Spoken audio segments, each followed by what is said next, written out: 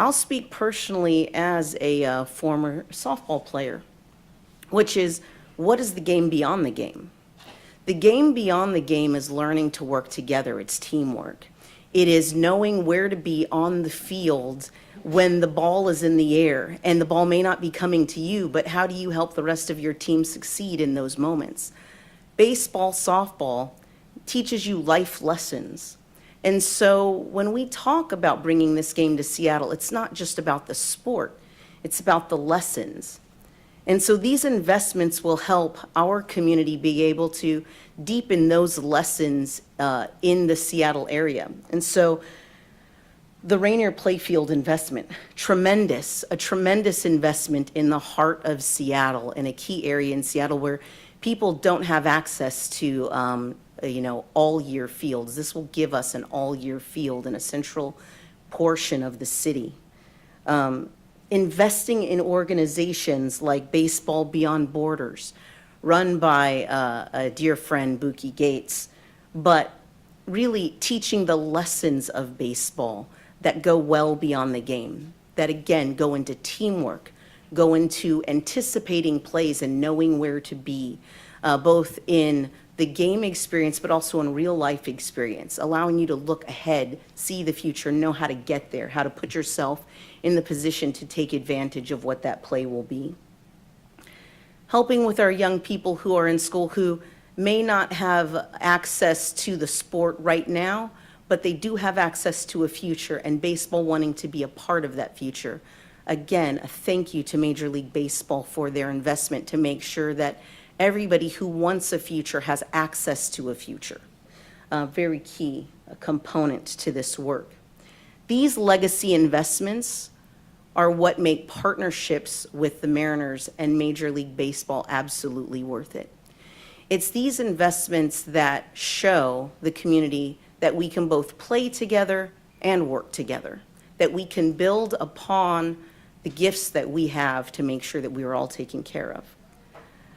Mayor Harrell is a true believer in what it is that what you leave behind is the most important part of who you are. Major League Baseball, with this All-Star Week, will leave behind a fantastic legacy, and we are just so grateful to be a part of it. Thank you. Thank you, Fred. Thank you, Fred and Monisha. Monisha mentioned it, but see some familiar faces from Baseball Beyond Borders who represented recently in the RBI World Series. Hopefully some of these programs will help get you guys there more and more in the years ahead. Last thing, for more information, you can visit mlbtogether.com, where many of the community efforts around All-Star Week and beyond All-Star Week can be found. So at this time, we have Claire on your right, Sarah on your left with wireless microphones. Would like to open it up to any media who want to ask any questions. Just raise your hand to the third row on the right, left. Hi, my question is for Fred and for Deputy Mayor Harrell. I'll preface this by saying the Mariners have already made millions in investments in the Soto neighborhood, trying to activate it, get more people on foot in the area.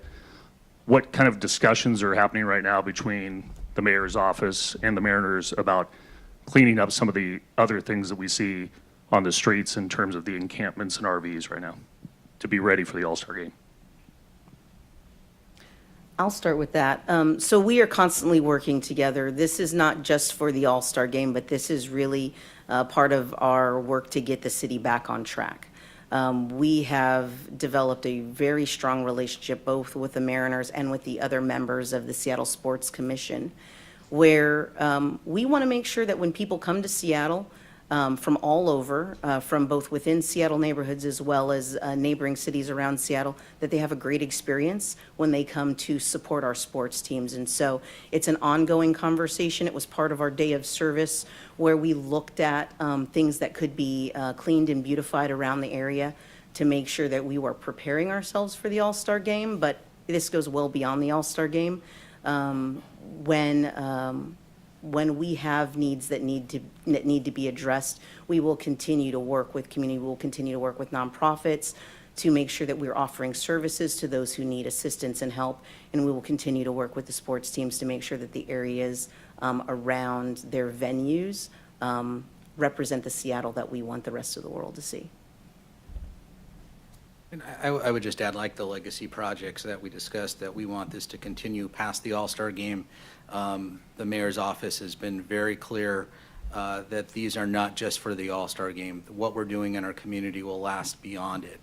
So as we look at, for example, the walkway between light rail into the ballpark, as we look at, making sure that it's appropriately lit, it'll go beyond the All-Star game. It'll be, our fans will see that beyond July and for seasons to come.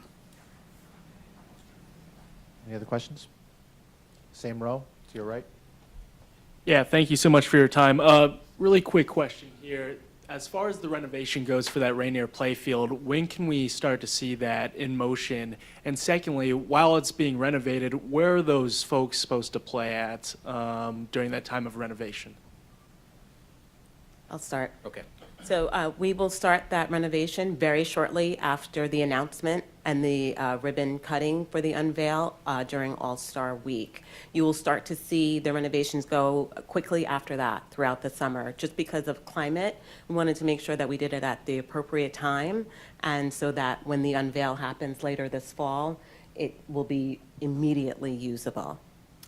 And then in the off-season, we'll lay the turf, so that by March, by the opening of high school season and Rainier Little League season, the turf will be installed and ready to go.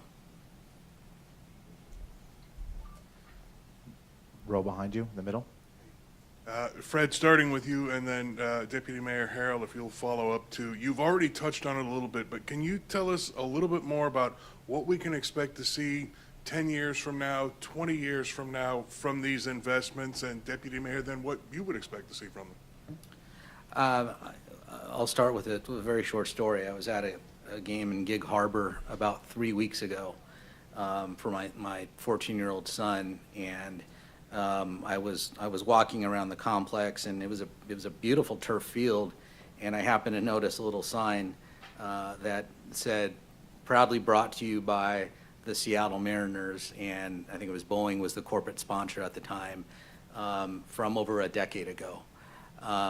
That's what we would like to see in a decade plus, when kids are playing at Rainier Field and Cleveland High School is winning a state championship in baseball and softball, that they can look back at this moment and say, we contributed to that. On our community college initiatives and investment, we can't do this on our own, but what we can do is our part and shed light to the importance of the community college system in our community. And so in the future, we'd love to see the students in community colleges really thriving and contributing to the workforce in our area. And I'll mention that these are the sorts of partnerships, the sorts of relationships that get other organizations also thinking about how they can contribute. And so what we see is one project right now that's tied to the All-Star game, but I'm willing to bet you that there's some other company, some other organization right now thinking about what they can do to also be a part of the solution.